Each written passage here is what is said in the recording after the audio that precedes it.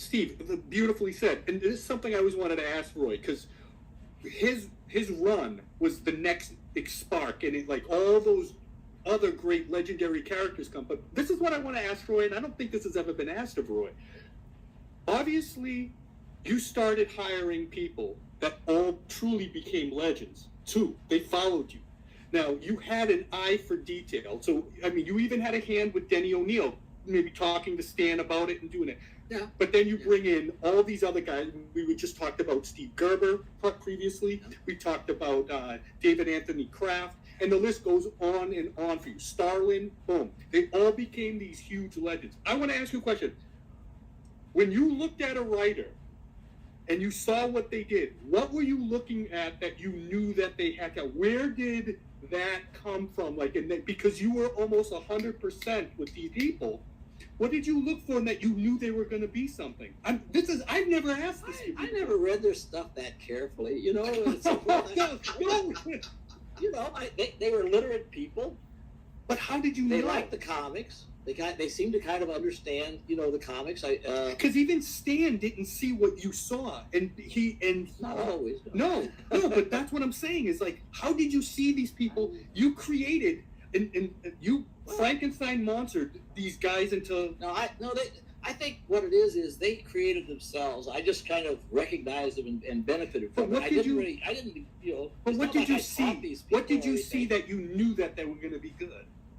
Well, it was a little easier with that first batch, like Jerry and Len and Marv, maybe, especially. Look at those three. Because, they are three of the big names to come out of that period, along with Steve, and so forth, and a couple of others. And but the thing is, they already had cut their teeth at DC. So I'd read a couple of their stories, and I sort of, and I could see that, they could write. And there's two things. One, they could just generally write comics. They already knew how to write it.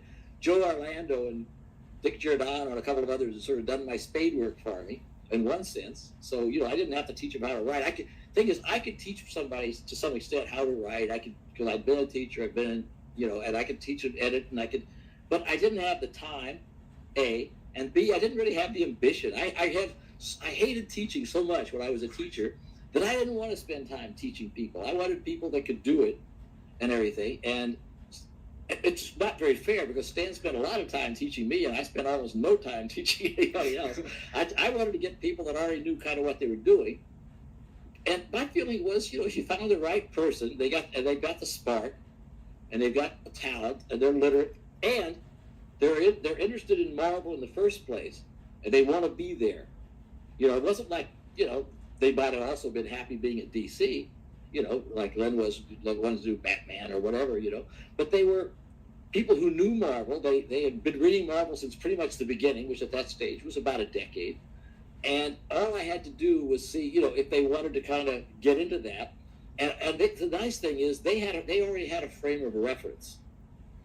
They had, just in terms of writing, along with the art too, because some of them were partly artists, and certainly they paid a lot of attention to the art.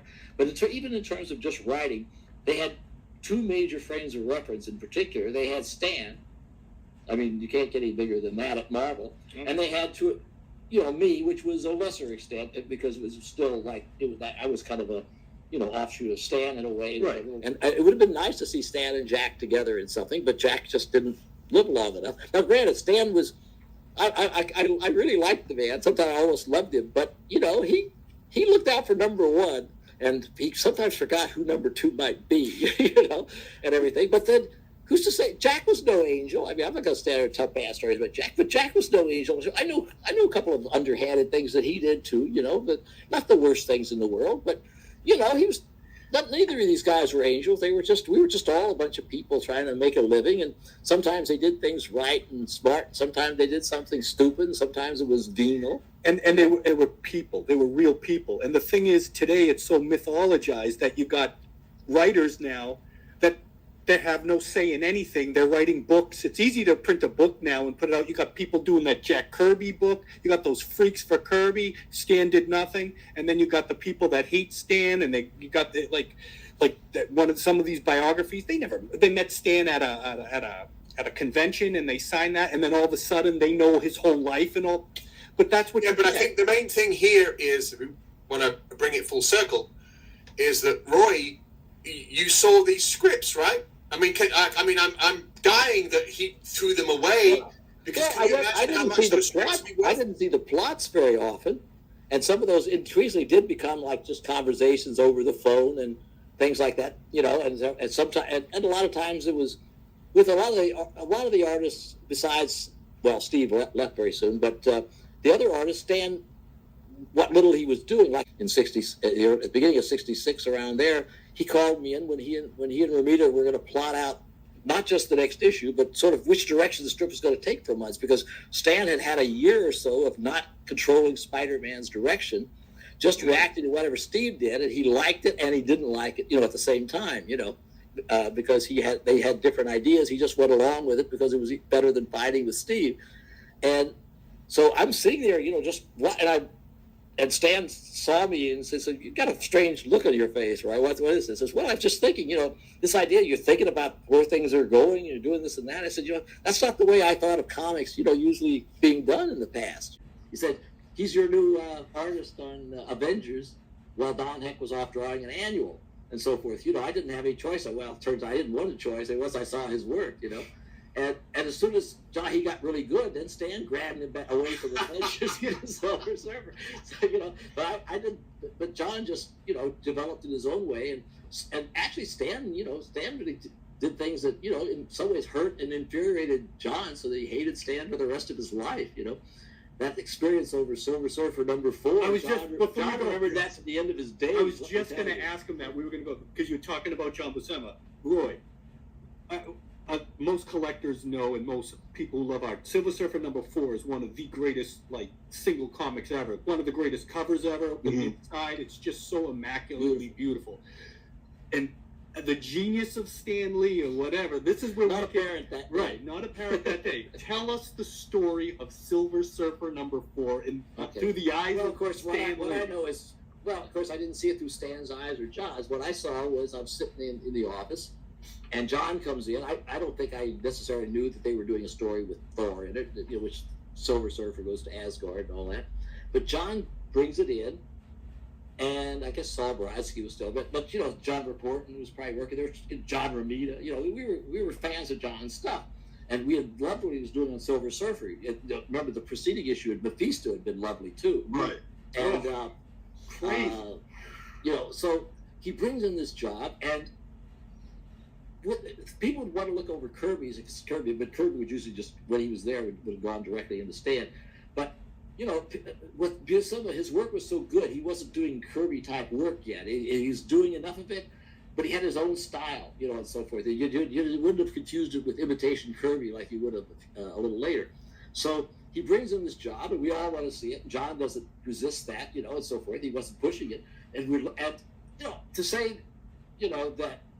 It wasn't exactly an orgasmic experience, but it's somewhere getting up there. I mean, it was just the most beautiful stuff. Stan kind of comes out. I think he saw us all kind of, looking at it, being so impressed. I heard the story, but it was very fresh in John's mind, and he was just so livid, and he was swearing, under and over his breath about Stan, and so forth, and how I'd like to kill him, things like that, little tales. And he says, and I said, well, what happened? And I said, well, he says, I go into Stan's, and Stan takes the pages and looks over, for a couple of seconds, flips through them and so forth, because he knew John could draw like nobody's business, no question about that.